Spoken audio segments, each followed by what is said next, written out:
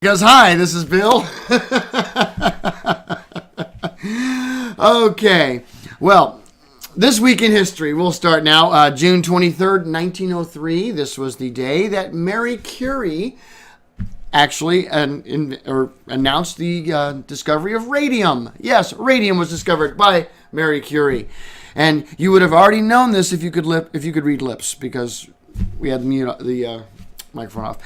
June 26th, 1963, this was the day that John F. Kennedy was in Berlin and said his famous speech, Ich bin ein Berliner. Now, what he meant to say was Ich bin ein Berliner, which in German would mean that I am a person of Berlin.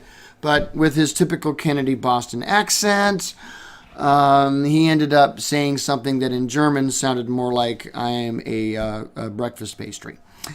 So, that was, basically John F. Kennedy was the one who began what Dan Quayle perfected.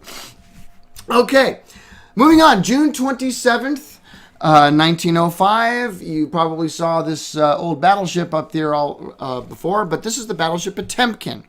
This was a Russian battleship during Tsarist Russia that in 1905 mutinied. And this mutiny occurred on June 27th, 1905. The Communist Russia, they made a movie about this called The Battleship Potemkin. They made it in the mid-1920s. It is considered one of the best movies ever made. So if you haven't seen it, go on YouTube. You can search it. The Battleship Potemkin. It's a silent film, but there's some very iconic film or scenes in that movie. You ever seen them use this shot in a film where, the shots being fired and a baby stroller is rolling down the stairs and mom, okay, that's that movie. That's where it all started. Let's look at June 28th. June 28th, 1914, this was the day that Archduke Ferdinand, yes, Archduke Ferdinand of Austria was assassinated because his chauffeur took a wrong turn, the assassin took a wrong turn, and two wrongs made a kill in this case. This ended, the Archduke started World War I. So that, of course, was on June 28th, 1914. Now then, moving on, it was on June 29th in 1767 that the British Parliament passed the Townshend Act. The Townshend Revenue Act, this was what began, literally, the Revolutionary War. The Townshend Revenue Act was an act by Parliament that permitted the British government to tax the colonies without their consent. And therefore, up went the cry, taxation without representation. That was what started it, the Townshend Revenue Act in 1767. Now let's move on to June 30th. Yes, there has been June 30ths in the past. And on one of them, in 1520, Montezuma II got killed. Yeah, that dude right there. We are talking Mr. Montezuma's Revenge. We think of Montezuma's Revenge, in modern terms as being simply, diarrhea from going, into Mexico City. Or Tijuana. You ever been to Tijuana? Don't go. I've done it. It's nasty. But the Montezuma here, he was the last king of the Aztecs. He was hunted down and killed by the Spanish. And that ended them as well as the smallpox and all the diseases that we brought.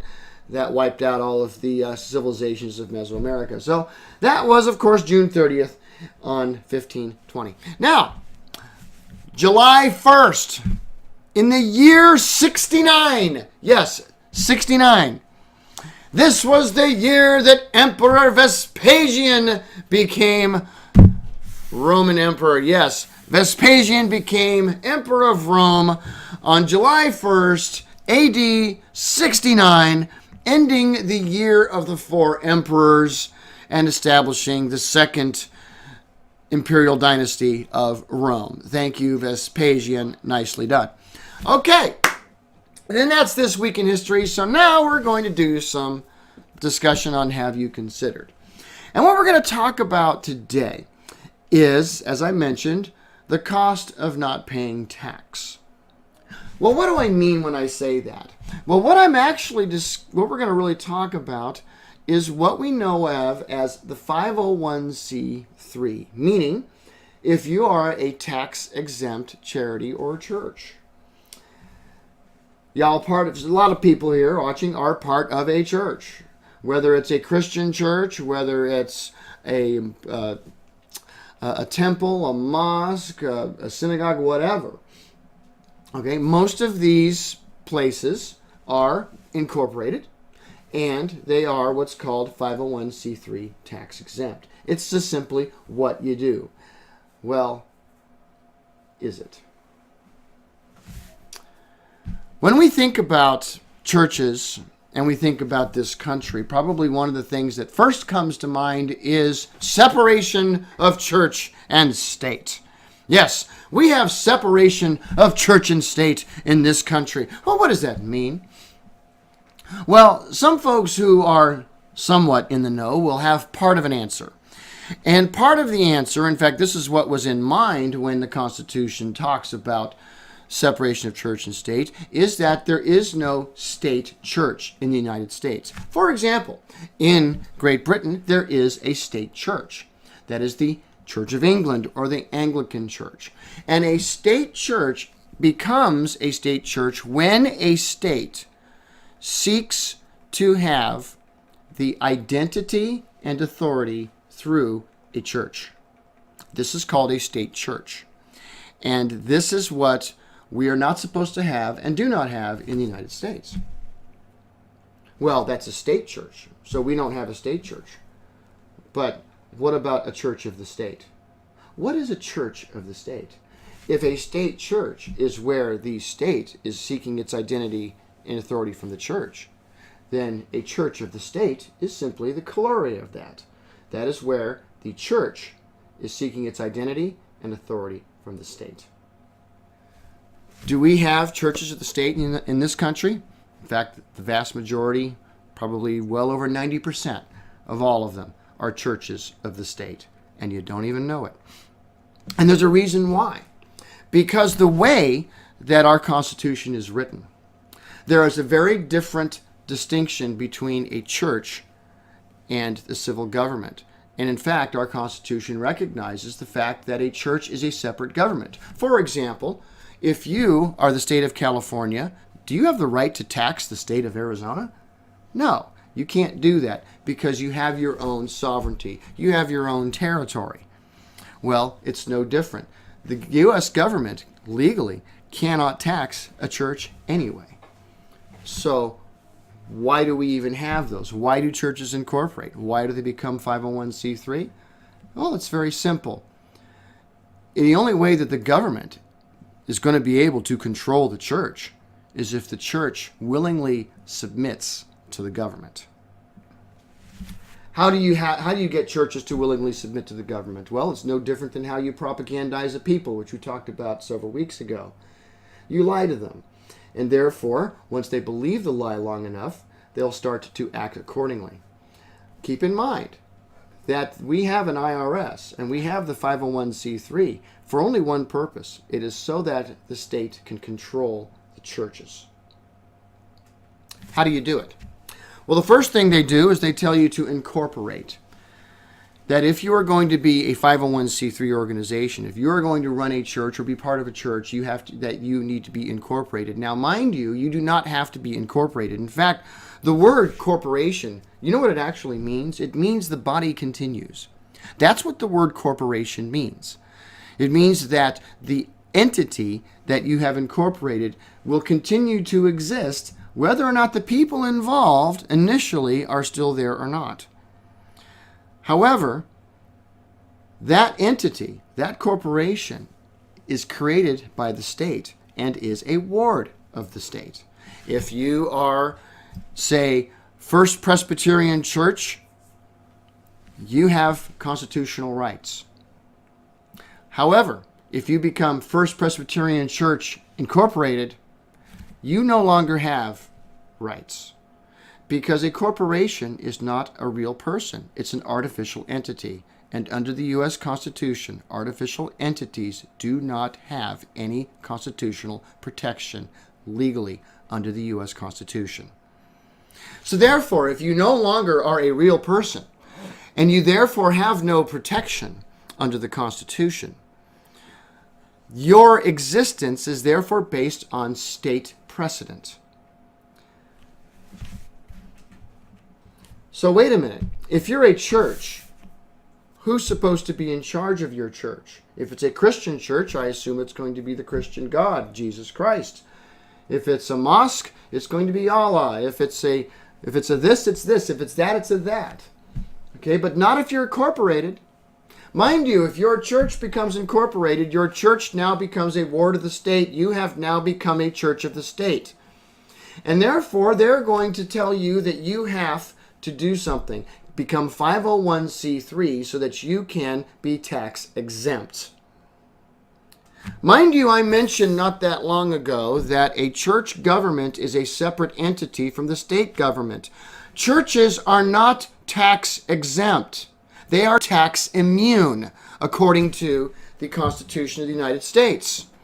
If you have a church, you do not have to pay taxes, and you do not have to file 501c3, and you do not have to incorporate. Let me quote for a moment from the IRS publication number 557, page 17, chapter 3, on the topic of churches. Quote, although a church, its integrated auxiliaries, or a convention or association of churches is not required to file Form 1023 to be exempt from federal income tax or to provide tax deductive contributions, such as on occasion may in kind find it advantageous to obtain recognition of exemption. There's the IRS's document right there, telling churches that no, you don't have to file your 1023 form. You don't have to be 501c3, but you might find it advantageous to do so. It might be a good idea. Well, then why did the IRS also put forth in this publication? This is the tax guide for churches and other religious organizations. Mind you, here again, there's a difference between a church and religious organizations. They're making that distinction right there. This is from the Department of the Treasury, IRS, publication number 1828. It says, quote, does a church have to contact the IRS in order to be exempt from income taxation? No. Churches, their integrated auxiliaries, conventions, and or associations are not required to apply for and obtain recognition of tax-exempt status from the IRS in order to be treated as tax-exempt, provided that they meet the requirements of the Section 501c3 and that they're actually a church. You don't have to file it. You do not have to file 501c3. You do not have to be incorporated. But the minute you become incorporated as a church, and the minute you file that 501c3, guess what? You had no taxes. I mean, again, churches are not tax exempt, they're tax immune. But now you're claiming to be tax exempt, even though you were already immune.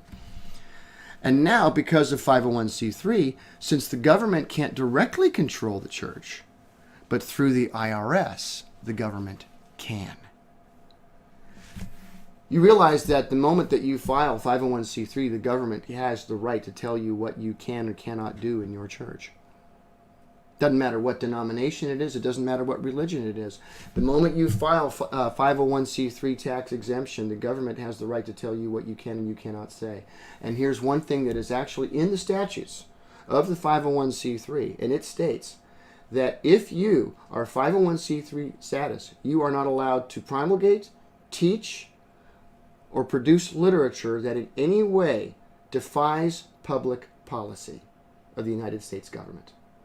And if you do, you can be shut down and bulldozed and imprisoned. Well, what's public policy?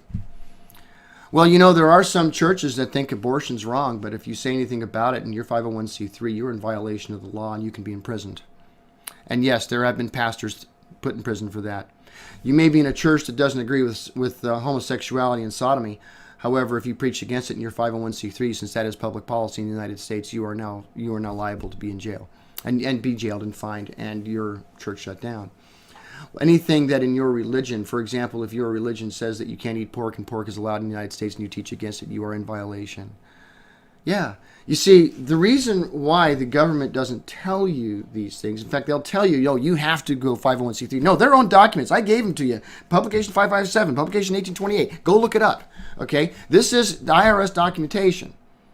You are not required, if you have a church or any other type of organization or to file any kind of taxing. But the minute you file your 501c3, you have become a ward of the state. You have incorporated under the state, and you are now a ward of the IRS.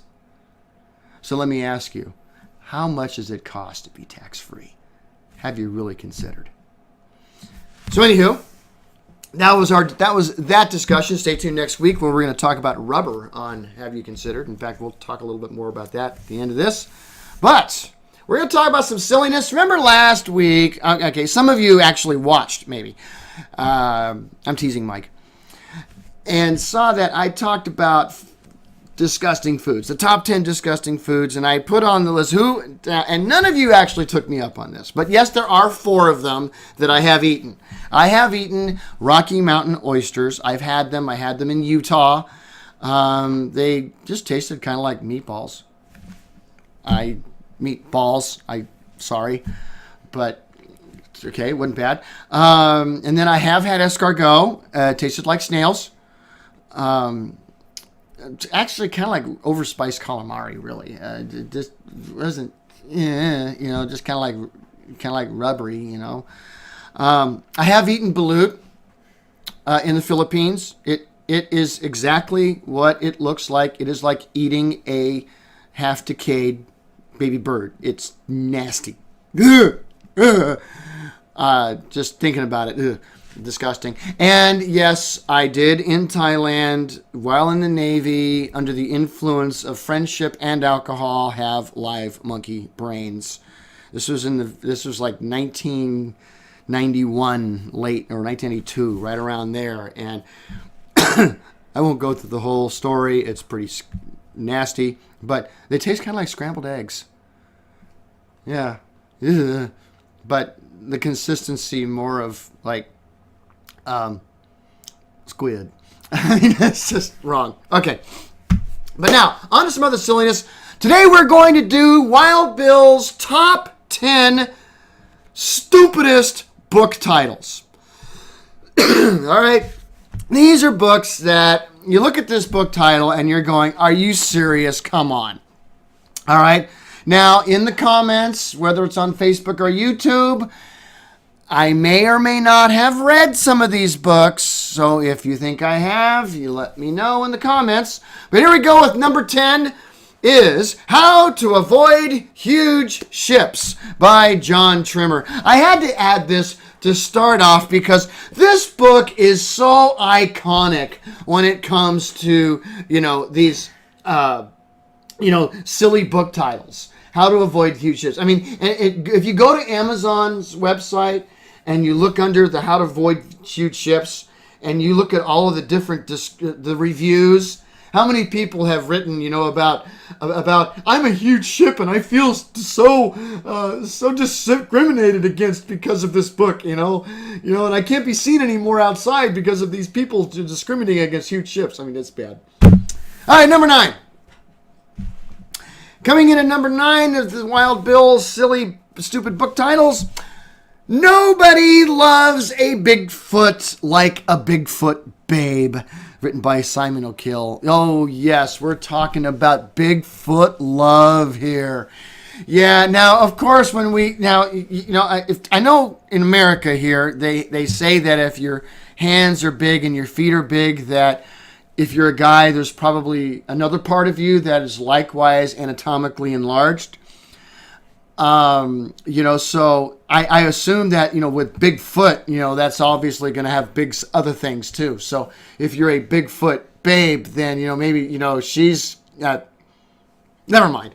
Number 8, Book number 8, ridiculous book titles. This is silly, and it is So Long and Thanks for All the Fish by Douglas Adams. Yes, so long and thanks for all the fish. Now, the title of this book says absolutely nothing without the cover.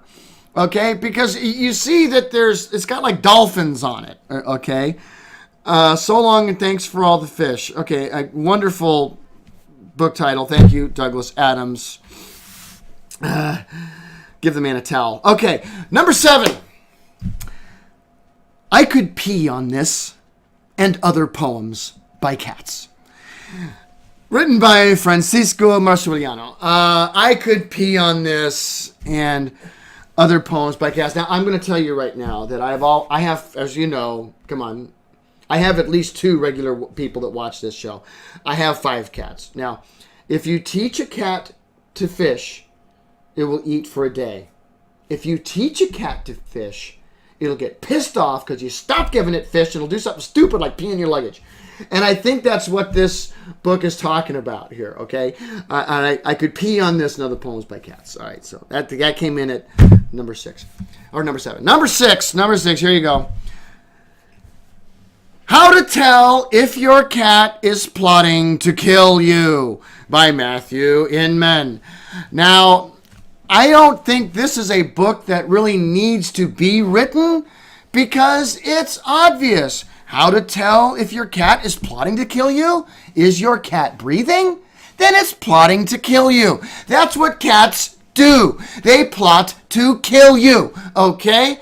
I mean, let's see. I've been bloodied, scarred. My wife's had bones broken by cats, okay? They are trying to kill you, all right? We don't need a book to explain that. Number 5. Silly book titles, stupid book titles. The Aerodynamics of Pork by Patrick Gain. Yes, the Aerodynamics of Pork. Okay, now I realize there may be some sort of pig's fly pun here going on, but I don't think so. Aerodynamics of pork. Pork is pig after you've already done everything you need to do to get it ready to eat. Okay, so here's my question. Is he throwing bacon? No. Do not throw bacon. Do not throw your pork chops. Do not try to make pork aerodynamic. It doesn't work. Okay, wrong. Number 4. Stupid book titles. Zen and the Art of Motorcycle Maintenance. An Inquiry into Values by Robert Dursig. Yes, Grasshopper, you and your Harley Davidson can become one with nature. Oh my God. I mean, come on, people. Zen and motorcycle. Okay, okay. I don't think Evel Knievel has ever read that one. Okay. All right, coming in at number 3. Okay, number 3, stupid book titles. Okay, here we go. Who moved my cheese? Yes, who moved my cheese? Who's going to name a book who moved? Now, okay. All right, I'm going to be straight up with you. I'm going to be, right now, straight up. Okay, I love cheese. I am a very cheesy kind of guy. And I can tell you right now that if I go to my fridge and I don't find cheese, I am not happy. And I, too, will go, well, I won't say who moved my cheese. I'll say where the whatever is my cheese, okay? So I can understand why you would write a book about, if you really love cheese and you want, but, who moved my cheese? Okay. All right, number 2. Stupidest book titles. Okay. Here you go. Up a tree in the park at night with a hedgehog. Yes, this is the actual name of a book. Now, I have to tell you, when I first saw this title, I immediately thought Pink Floyd. Okay? I'm like in a cave with a bunch of animals grooving with a pict. Okay? I mean, it was... And the thing is that, let's think about this again. What's the title? Up a Tree in the Park at Night with a Hedgehog. The book's written. What else do you need to know? It's right there on the cover. That's the story. Okay. All right, but it wasn't. But that came in at number 2.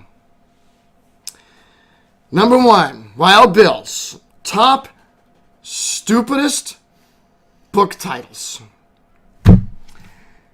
Hippo Eats Dwarf. Dun dun da.